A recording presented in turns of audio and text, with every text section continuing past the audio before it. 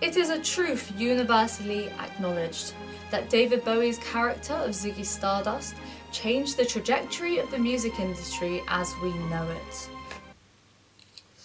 We, as a society, have blindly accepted the importance of Ziggy Stardust.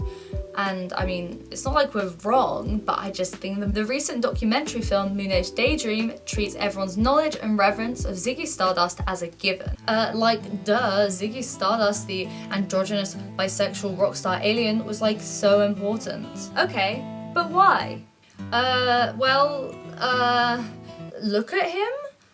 That's the way it normally goes, and I'm not sure if you've noticed, but that means practically nothing. This is not useful information for anyone learning about David Bowie. They're not going to appreciate him, they're just going to conform to popular opinion. And that is why I'm here. You're lucky to have me, honestly. I'm going to explain to you the context, the science and the cultural effect of Ziggy Stardust, as well as why the character is important for, Bowie's 1972 seminal album, The Rise and Fall of Ziggy Stardust and the Spiders from Mars. So buckle in, because by the end of this video, you're gonna understand the importance of Ziggy Stardust, so help me!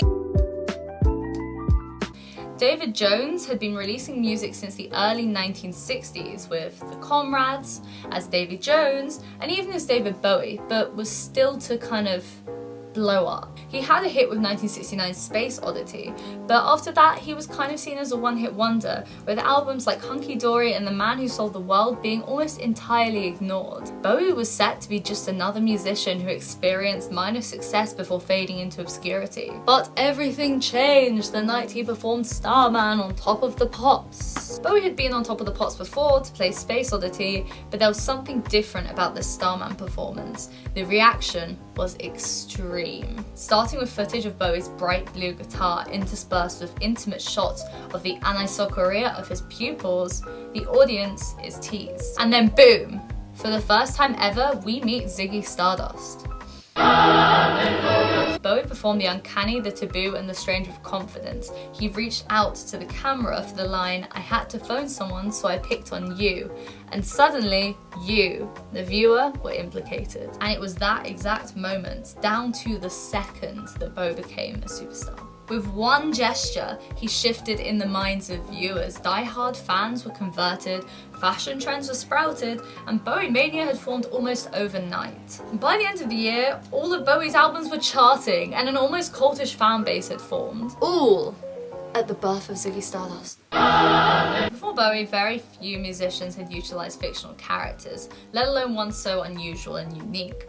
Viewers were shocked, confused, awestruck, but most importantly, they were intrigued. They'd never seen anything like it. That Top of the Pops performance is widely regarded as a pivotal moment in music history. So many of your favourite artists have regarded it as formative, it's like unreal. Was this popularity because Ziggy was a good-looking young man and Bowie was trying super duper hard? No! It's because of science! Let's dig in! Before we start digging in, let's define a couple of things. A persona is the personality, image, and small world that surrounds an artist. This includes gestures, costumes, and even facial expressions.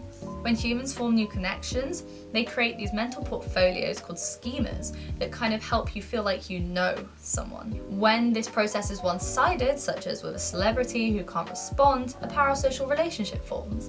This intimacy at a distance allows for vulnerability without the fear of rejection. And because a persona is essentially a pre-made portfolio, because it's not a real 3D human, it's simple and you can access all you need to know fairly easily, a fan can intimately know the artist and create a stronger connection, which leads to a more dedicated fan. I, for example, I'm in various parasocial relationships with cats on Instagram. Throughout history, people tend to adopt personae that challenge dominant culture during oppressive times.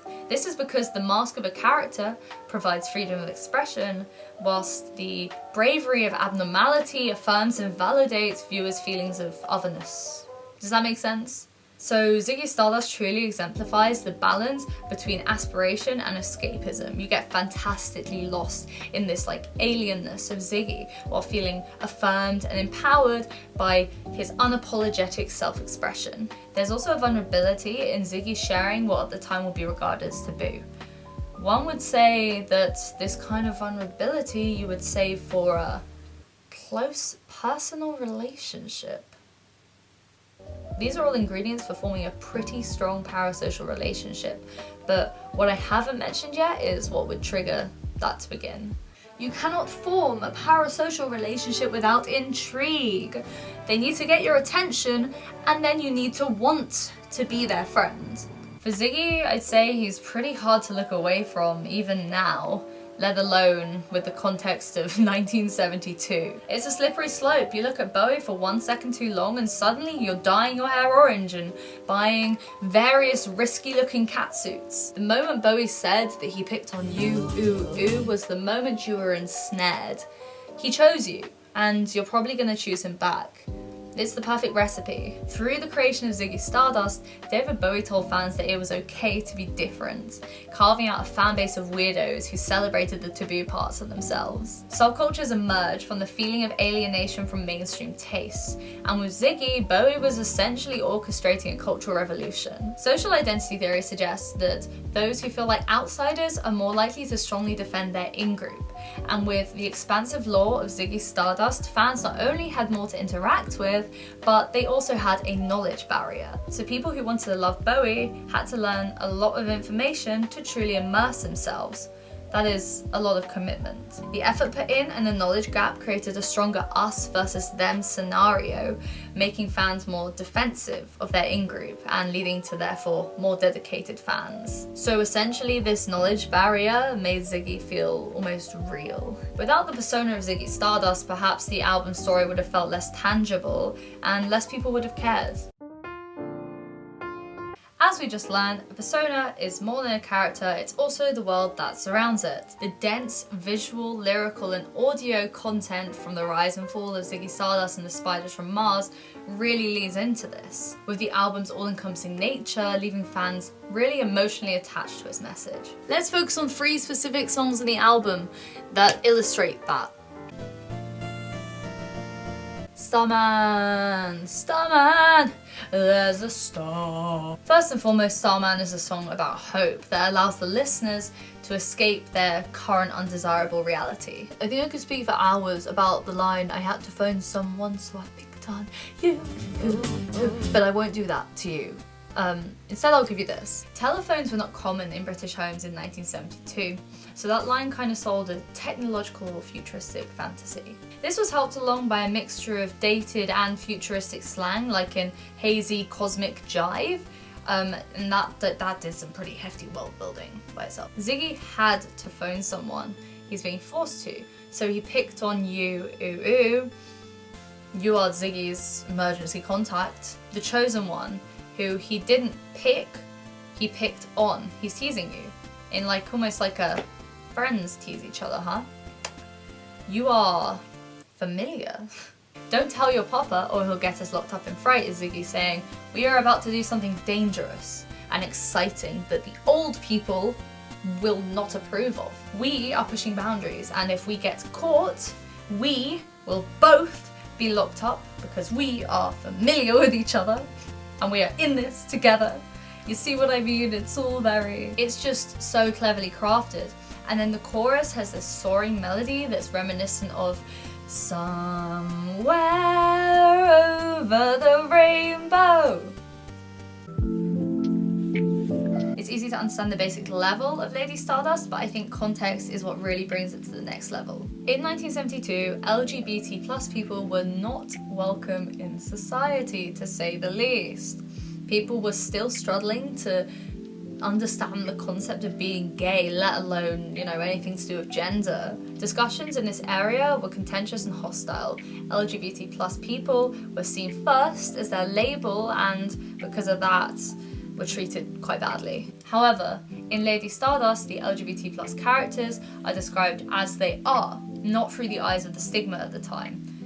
I'll show you what that means. Lady Stardust sang his songs. This androgyny isn't questioned anywhere in the song.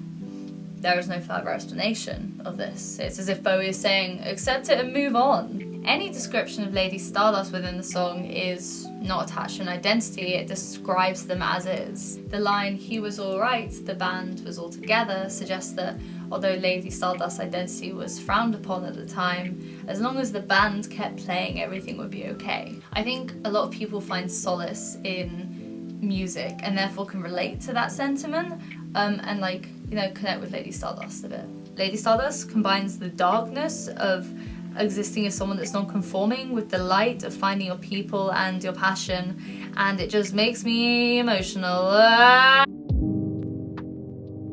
I gonna cry in this video? No, I'm not gonna cry.